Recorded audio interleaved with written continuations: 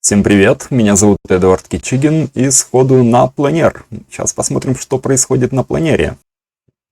А вот смотрите, это я рисовал, сейчас скажу, это нарвское. И это рисование в технике размытия чернил. То есть я беру перьевую ручку, я беру чернила, это скорее всего Попель Пен, вот это моя старая перьевая ручка, которую я уже подарил, это Лами. И рисую набросок Нарвских ворот в Петербурге. И делаю размытие чернил с помощью водной кисти. Вот такие вот эффекты получаются, и это планерные зарисовки. Планерные зарисовки — это 22 мая, 18 год, и, собственно, тогда я выходил и уже тренировался для того, чтобы... Когда я приеду в Италию, у меня была более такая перспективная история в рисовании. В целом картинка выглядит примерно вот так. Ну, это формат А3. И вы видите на экране те ручки. Это ручка Лами и аквабраш. С помощью ручки Лами я рисую набросок, с помощью аквабраш я размываю чернила, и получается вот такой симпатичный акварельный эффект. И тоже поделюсь странным. Это рисование, первые мои попытки рисования с помощью спагетти. Я думал, можно ли набрать такой симпатичный паттерн, который создаст импрессию, например, впечатление листвы. Тогда я не понимал, как это можно делать, но все-таки упорно двигался в этом направлении. Вот примерно так можно делать, но на самом деле хорошего результата не получается, если не врубаться в некоторые штуки. А врубаться в них можно только, если много практикуешь. И тоже покажу, каким образом я использую вот эту вот чернильницу, которую я купил в Риме.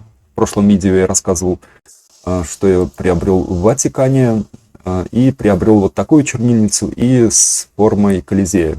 С формой Колизея я подарил брату, а вот эта в виде башни из Пизы, она осталась у меня, и до сих пор она со мной присутствует. Вот она, да, симпатичная.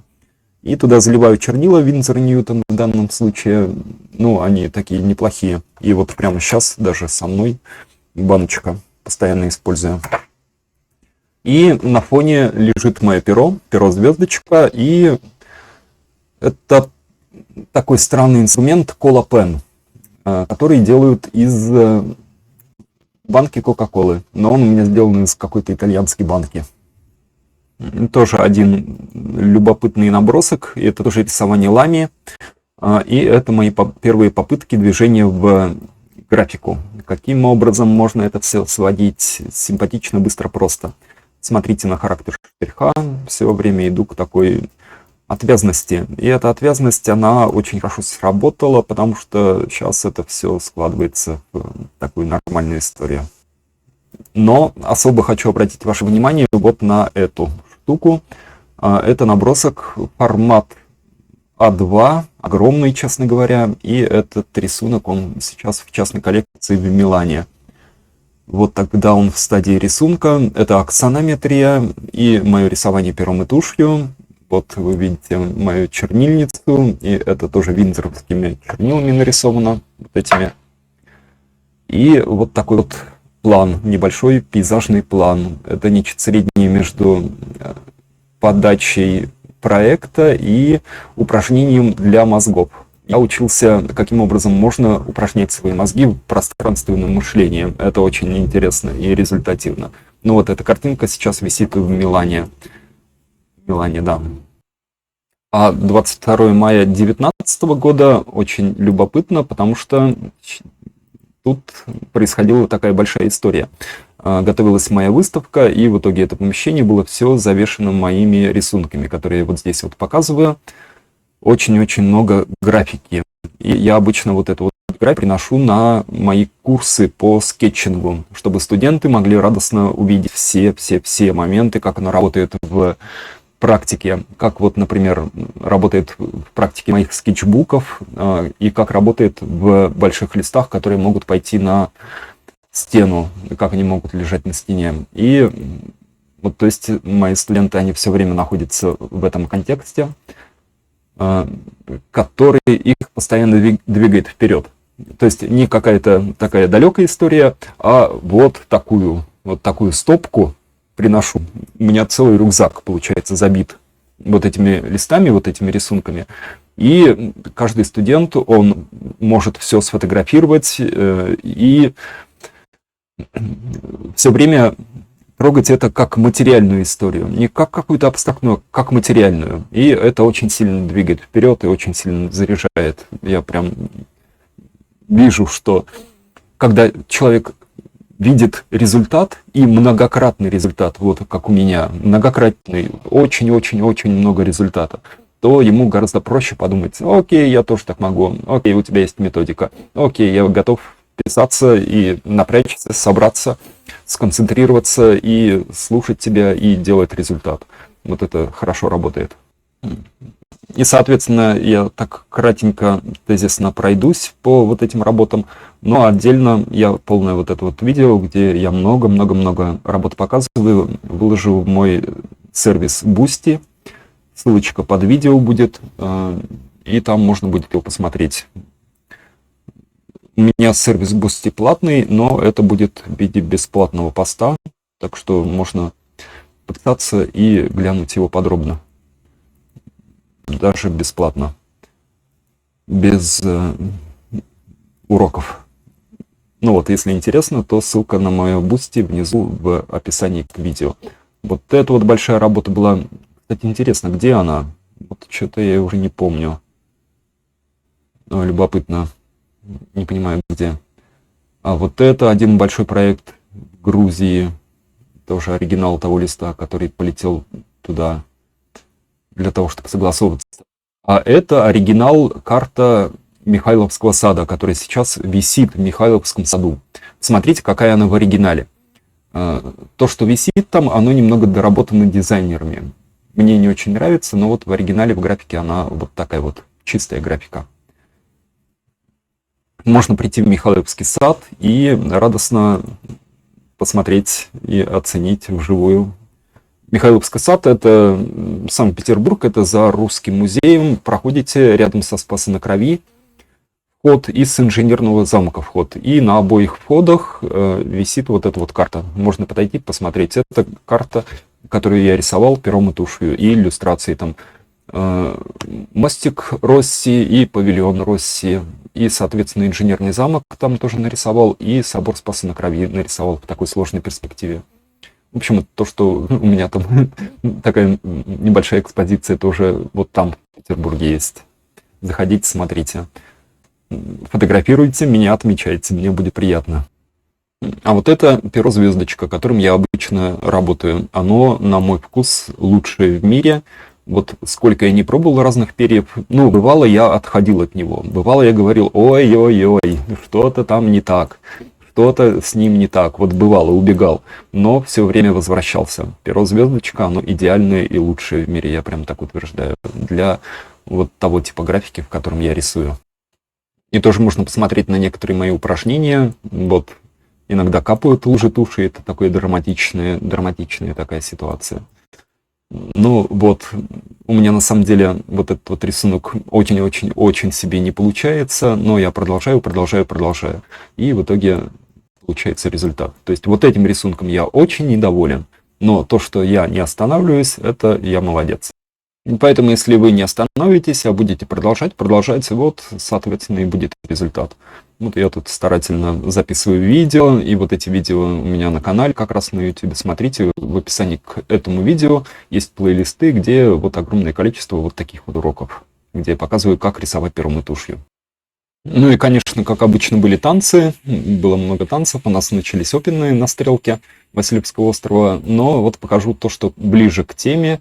Это вот такая небольшая веранда, которую я делал, проект, и вот такие вот столбы кижовские и балясины. Ну, конечно, работники все накосячили, например, с балясинами большой провал. Ну, даже, может быть, не работники виноваты, а там были свои заморочки. Ну, в общем, это то, что было не по проекту. Как вводится огромное количество элементов не по проекту, но в итоге драматическом удается вытащить общее впечатление. Я дико доволен вот этим вот результатом, потому что мне нравится форма, которую я взял из кижовской традиции для вот этой вот веранды.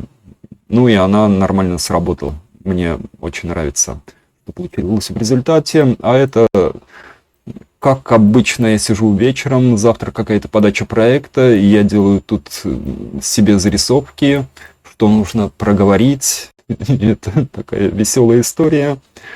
И вот можно посмотреть мой workflow. Все спят, Эдо работает изо всех сил. Вот, немножко кофе и совершенно уже сумасшедшие глаза от недосыпа и интеллектуальных усилий. На вот это утром выхожу на ту же самую террасу с кофе и смотрю, какое она создает впечатление. Ну, в общем, впечатление тоже очень даже ничего. Особенно этому помогает чашечка с кофе и прихождение в себя понемножку. Потом поехал смотреть, что же сделали в коммунале с храмом, который я проектировал. И пытаюсь по мере возможности осуществлять авторский надзор. Это храм Авраамия Болгарского, это мобильный храм. Это такая, на самом деле, уникальная проектная штука. Ну, вот, как обычно, один из драматичных моментов, потому что там, в общем, это строили не очень профессиональные строители, но это строили ребята, которые находятся на реабилитации, на реабилитации от алкогольной и наркотической зависимости. Так что, в общем, ожидать от них какого-то уровня качества не приходилось. Но, в общем, приходилось работать вот в таких условиях. Ну, что делать? Ну, что делать? Вот что есть, какой ресурс есть, это и используем как можем. Ну, в общем, стараемся получить хороший результат. Ну, на самом деле, эта история очень сильно затянулась, но вроде бы внешний облик, насколько я могу знать, плюс-минус довели. Ну да. А вот тут поехал на проект и смотрю, вот эта вот большая деревянная дверь, которая в итоге весила, вот это одна из ее створок, а внешняя створка, она будет весить около 200 килограмм вместе с рамой, конечно.